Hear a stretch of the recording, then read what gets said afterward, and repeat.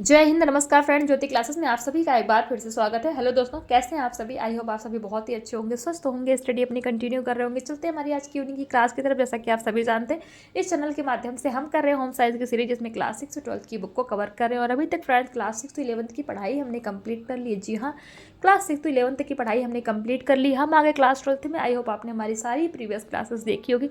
नहीं देखी तो प्लेलिस्ट में जाइए, क्लासेस वाइज प्लेलिस्ट आपको प्रोवाइड कराएगी। उनके माध्यम से आप अपने हर एक कॉन्सेप्ट को क्लियर कर सकते हैं, आपको जिस भी क्लास में डाउट है। क्योंकि सारे ही टॉपिक हमने बहुत ही डिटेल में पढ़े। इतने डिटेल में पढ़ने का एक ही उद्देश्य है कि एक बार आप इस सीरीज़ को देखिए, अच्छे तरीके से समझिए, ताकि होम साइंस से रिलेटेड कोई भी डाउट आपके माइंड में ना रह जाए।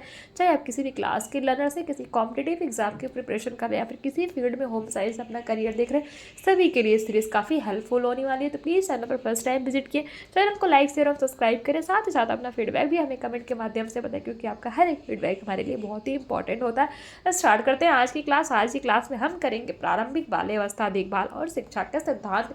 बट इसको स्टार्ट करने से पहले प्रीवियस क्लास में हमने क्या पढ़ा, एक बार क्विक रिवीजन के माध्यम से देख लेते हैं। तो फ्रेंड, प्रीवियस क्लास में हमने जस्ट स्टार्ट किया था चैप्टर 6, प्रारंभिक बाल्यावस्था देखभाल और शिक्षा, यानी कि early childhood care and education, जिसमें हमने प्रारंभिक बाल्यावस्था देखभाल एवं शिक्षा की मूलभूत संकल्पनाएं देखी थी है। और हमने प्रारंभिक बाल्यावस्था को विकासात्मक परिवर्तन के आधार पर कितने भागों में बांटा गया वो भी देखा था। 2 भाग, जन्म से लेकर 3 वर्ष तक और 3 वर्ष से लेकर 8 वर्ष तक के।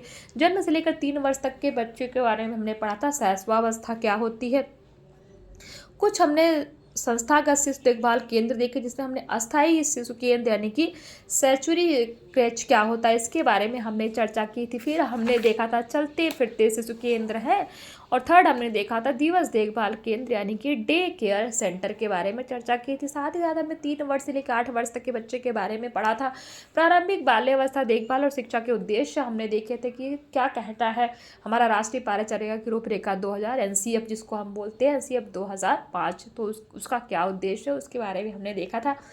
प्रारंभिक बाल्यावस्था देखभाल और शिक्षा का महत्व भी हमने देखा था। और कुछ क्वेश्चन आपको एज अ होमवर्क के रूप में दिया था, ये देख लीजिए। यही सारे क्वेश्चन थे। आई होप आपसे ये क्वेश्चन इजली सॉल्व हुए होंगे। फिर भी कोई डाउट रह जाता है तो आप कमेंट के माध्यम से पूछिए, मैं इन क्वेश्चन के आंसर आपको खुद ही प्रोवाइड कराऊंगी। बार बार कहती हूँ, डाउट जो भी है प्लीज़ बताइए। जब तक डाउट आप बताएंगे नहीं, मुझे क्या ही पता लगेगा है। तो प्लीज़ फ्रेंड्स, अपना डाउट पक्का बताया करिए, जिससे आपको भी अगर कोई क्यूरी है तो आपको उसको सोल्यूशन आपको मिल सके। अब चलते हैं आज की क्लास। ये तो हमारी प्रीवियस क्लास थी। आई होप आपका एक बार क्विक रिवीजन हो गया होगा। स्टार्ट करते हैं प्रारंभिक बाल्यावस्था देखभाल और शिक्षा के सिद्धांत। तो राष्ट्रीय कार्यचर्या रूपरेखा 2005 यानी कि नेशनल करिकुलम फ्रेमवर्क 2005, जिसको हम एनसीएफ भी बोलते हैं, तो कि प्रारंभिक बाल्यावस्था शिक्षा पर एनसीईआरटी द्वारा प्रकाशित पत्र के अनुसार प्रारंभिक बाल्यावस्था के मार्गदर्शी सिद्धांत निम्नलिखित हैं। पहला क्या है, खेलों को सीखने का आधार बनाना, यानी कि खेल खेल में बच्चे को सिखाना। कला को सीखने का आधार बनाना है। बच्चों की विशिष्ट सोच विशेषताओं को मान्यता देना। अनुभव को विशेषता की अपेक्षा अधिक महत्व देना, यानी कि उनके एक्सपीरियंस से वो कितना सीखते हैं उस पर जोर दे रहा है। नेक्स्ट है दैनिक दिनचर्या में अच्छी जानकारी और चुनौतियों का अनुभव। औपचारिक तथा अनौपचारिक दोनों प्रकार की परस्पर बातचीत। पाठ विषयिक और सांस्कृतिक स्रोतों का मेल। स्थानीय सामग्रियों, कला और ज्ञान का उपयोग। स्वास्थ्य कल्याण और स्वस्थ आदतें। विकासात्मक रूप से उपयुक्त तरीके, लचीलापन तथा अनेकता का प्रयोग। तो यही क्या है, राष्ट्रीय पाठचर्या रूपरेखा 2005 यानी कि नेशनल करिकुलम फ्रेमवर्क की प्रारंभिक बाल्यावस्था शिक्षा पर एनसीईआरटी द्वारा प्रकाशित पत्र जो था वो उनकी क्या है, ये उनके सिद्धांत है। आई होप आपको ये पता लग गए होंगे, जिन्होंने भी एनसीईआरटी पढ़ रखा है 2005 है तो, और न्यू एजुकेशन पॉलिसी, तो उनको अच्छी सी चीज़ें पता होंगी। अब चलते हैं प्रारंभिक बाल्यावस्था देखभाल और शिक्षा में जीविका के लिए। तो अगर आप, हाँ फ्रेंड्स, अगर आप कहेंगे तो मैं आपको एनसीईआरटी 2005 अगर आपको चाहिए तो प्रोवाइड कराऊंगी, उस पर मैं चर्चा करूँगी डिटेल में। और हमारा जो एक न्यू एजुकेशन पॉलिसी है उस पर भी मैं आपको जो है चर्चा करके आपको उसके बारे में भी बताऊंगी। अगर आपको रिक्वायरमेंट है तो आप बताइएगा, अगर आपको जानना है। ये हमारा एनसीएफ 2005 और नेशनल एजुकेशन पॉलिसी 2000। चलिए देखते हैं प्रारंभिक बाल्यावस्था देखभाल और शिक्षा में जीविका के लिए तैयारी। तो कम आयु के बच्चों की विश्व और सामाजिक संबंधों को समझने की विशिष्ट तरीके हैं, और उनकी विकासात्मक आवश्यकताएं भी अलग अलग हैं। अतः बच्चों के लिए कार्य करने वाले किसी व्यक्ति का प्रारंभिक बाल्य विकास और देखभाल के क्षेत्र में सुप्रशिक्षित होना आवश्यक है।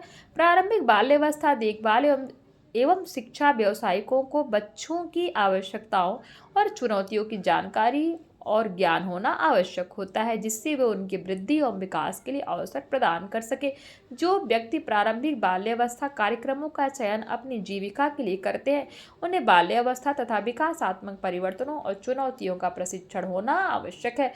प्रारंभिक बाल्यावस्था देखभाल और शिक्षा व्यावसायिकों को बच्चों, उनके कल्याण और अधिगम के प्रतिबद्ध होना चाहिए। शिक्षकों और बच्चों की देखभाल करने वाले व्यावसायिकों को बच्चों को नई चीज़ों को सीखने, प्राकृतिक घटनाओं का अनुभव करने और अनेक प्रकार के अनुभवों जैसे शारीरिक, भाषाई, सामाजिक, भावनात्मक और अन्य अधिगम अनुभवों के रुचिपूर्ण और रोमांचक अवसर प्रदान करने पर ध्यान देना चाहिए। अध्यापक को प्रमुख रूप से छोटे बच्चों को अवसर प्रदान करने का तरीका पता होना चाहिए, क्योंकि बच्चों को वयस्कों के मार्गदर्शन की बहुत आवश्यकता होती है। एक समझदार अध्यापक बच्चों की सृजनात्मकता को विकसित करने में सहायक होता है, यानी कि उनकी क्रिएटिविटी को बल देता है। विद्यालय पूर्व शिक्षक को बच्चों की क्षमताओं के बारे में दुनिया संबंधी जानकारी की अपेक्षा अधिक जानकारी का ज्ञान होना आवश्यक, यानी कि जो हमारे विद्यालय पूर्व से आप समझिए फ्रेंड, जो हमारे ये प्री स्कूल जो बच्चे होते हैं, जो हमारे नर्सरी के जाते हैं, प्ले स्कूल में जो बच्चे जाते हैं, वही विद्यालय पूर्व बच्चे होते हैं। तो बच्चों को दिया गया काम ना तो बहुत आसान और ना ही बहुत मुश्किल होना चाहिए, अन्यथा बच्चों की या तो उसमें रुचि नहीं रहती या वह उस कार्य को करने के लिए प्रेरित नहीं होता। प्रारंभिक बाल्यावस्था देखभाल एवं शिक्षा व्यावसायिकों में निम्नलिखित कौशल होने चाहिए। पहला है बच्चों और उनके विकास में रुचि। दूसरा, व्यक्तिगत भिन्नताओं को समझने की क्षमता। तीसरा, छोटे बच्चों की आवश्यकताओं एवं क्षमताओं के बारे में जानकारी। चौथा, विकास के सभी क्षेत्रों में बच्चों के साथ रचनात्मक एवं रोचक गतिविधियां करने के कौशल। पांचवा पॉइंट कहता है बच्चों को कहानी सुनाने, खोजबीन करने, प्रकृति संबंधी और सामाजिक अंतःक्रिया जैसे कार्यकलापों के लिए उत्साह। बच्चों से बातचीत करने की क्षमता और प्रेरणा। बच्चों की शंकाओं व प्रश्नों के उत्तर देने की इच्छा और रुचि। और नेक्स्ट पॉइंट कहता है अधिक समय तक शारीरिक गतिविधियों के लिए सक्रियता और उनके लिए तत्पर रहना। अब नेक्स्ट देखते हैं प्रारंभिक बाल्यावस्था देखभाल एवं शिक्षा के क्षेत्र में जीविका के लिए तैयारी कैसे कर सकते हैं। तो इस क्षेत्र को व्यवसाय के रूप में चुनने के लिए निम्न योग्यताओं की आवश्यकता होती है। पहला, पाठ्यक्रम के भाग के रूप में बाल मानव विकास और बाल मनोविज्ञान जैसे विषयों में स्नातक पूर्व उपाधि का होना आवश्यक है। दूसरा है शिक्षा पूर्ण होने के बाद इस क्षेत्र में 1 वर्ष का डिप्लोमा अथवा मुक्त विश्वविद्यालय के शैक्षिक पाठ्यक्रम का विकल्प भी उपलब्ध है। तीसरा, नर्सरी अध्यापक प्रशिक्षण यानी नर्सरी टीचर ट्रेनिंग इस क्षेत्र में प्रशिक्षण प्रदान करता है। प्रारंभिक बाल्यावस्था विशेषज्ञ बनने के लिए बच्चों के प्रति उदारता और उनसे बातचीत करने के लिए रुझान होना आवश्यक है। व्यक्ति को समुदाय और सांस्कृतिक की भी पर्याप्त जानकारी होनी चाहिए, जिससे विद्यालय पूर्व केंद्र की गतिविधियां उस सांस्कृतिक और क्षेत्रीय पर्यावरण के अनुकूल हो जिसमें बच्चा पला बड़ा है।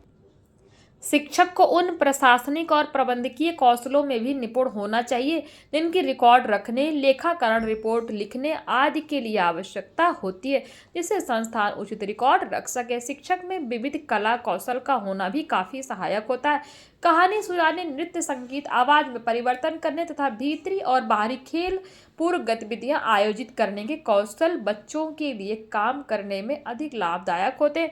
विद्यालय पूर्व शिक्षक को अपनी पाठ्य योजनाओं, अपनी कार्य नीतियों और तकनीकों का छोटे बच्चों की आवश्यकताओं के अनुसार बदलना पड़ता है ताकि वह एक प्रभावी शिक्षक बन सके। ये तो हमने देखा कि प्रारंभिक बाल्यावस्था देखभाल एवं शिक्षा के क्षेत्र में जीविका की अगर तैयारी करनी है तो क्या जो है किस तरीके का योग्यता होना आवश्यक है। तो ये देखिए प्रारंभिक बाल्यावस्था और शिक्षा क्षेत्र में जीविका के अवसर, तो नर्सरी स्कूल में शिक्षक बन सकते हैं, दिवस देखभाल केंद्रों और शिशु केंद्रों में देखभालकर्ता बन सकते हैं, छोटे बच्चों के लिए कार्यक्रमों के दल के सदस्य बन सकते हैं, सरकारी अथवा गैर सरकारी संगठनों द्वारा बच्चों के लिए आयोजित अभियानों अथवा सेवाओं की योजना बनाने और संवर्धन करने के लिए व्यावसायिक यानी कि आप एक बिजनेसमैन बन सकते हैं। नेक्स्ट है बाल संबंधी क्रियाकलापों में उद्यमी शिविर, शैक्षिक पिकनिक, क्रिया क्लब, विद्यालय पूर्व शिक्षा। नेक्स्ट है उच्च शिक्षा, प्रारंभिक बाल्यावस्था शिक्षा में स्नातकोत्तर, डिप्लोमा अथवा डिग्री, बाद में इस क्षेत्र में अनुसंधान सहित PhD भी कर सकते हैं। तो ये तो हमने देख लिया कि प्रारंभिक बाल्यावस्था और शिक्षा के क्षेत्र में जीविका के कौन कौन से अवसर है। अब नेक्स्ट है हमारा प्रारंभिक बाल्यावस्था देखभाल एवं शिक्षा का कार्यक्षेत्र। तो प्रारंभिक बाल्यावस्था देखरेख और शिक्षा का कार्यक्षेत्र बहुत बहुत ही व्यापक यानी कि बहुत ही ब्रॉड है। छोटे बच्चों के शिक्षक नर्सरी स्कूल में शिक्षक के रूप में और शिशु केंद्र में देखभालकर्ता के रूप में कार्य कर सकते हैं। छोटे बच्चों के कार्यक्रमों के लिए सदस्य के रूप में कार्य कर सकते हैं। स्वयं का बाल देखभाल केंद्र या बाल शिक्षा संबंधी कार्यक्रम प्रारंभ कर सकते हैं। अनेक सरकारी व गैर सरकारी संगठन छोटे बच्चों के लिए अभियानों या सेवाओं की योजना बनाने और संवर्धन के लिए वेतन पर व्यावसायिकों की सेवाएं ले सकते हैं। बाल देखभाल एवं शिक्षा संबंधी संस्थान में प्रबंधक के रूप में कार्य कर सकते हैं। प्रारंभिक बाल्यावस्था शिक्षा अर्जित करने के लिए बाल्यावस्था शिक्षा में स्नातकोत्तर अथवा डिग्री के लिए पंजीकरण करवा सकते हैं। इस क्षेत्र में शोध यानी कि PhD भी कर सकते हैं। इस स्तर के अध्ययन के बाद अनेक उच्च स्तरीय जीविका अवसर उपलब्ध होंगे। तो इस क्षेत्र में उपलब्ध कुछ सामान्य सेवाएं देख लीजिए। शिशु देखभाल केंद्र, दिवस देखभाल केंद्र, नर्सरी स्कूल, गैर सरकारी संगठन, प्रशिक्षण संस्थान, समेकित बाल विकास सेवाएं, ICDS। तो प्रारंभिक बाल्यावस्था देखभाल एवं शिक्षा का कार्य क्षेत्र आप इस तरीके से समझ सकते हैं। कुछ क्वेश्चन है।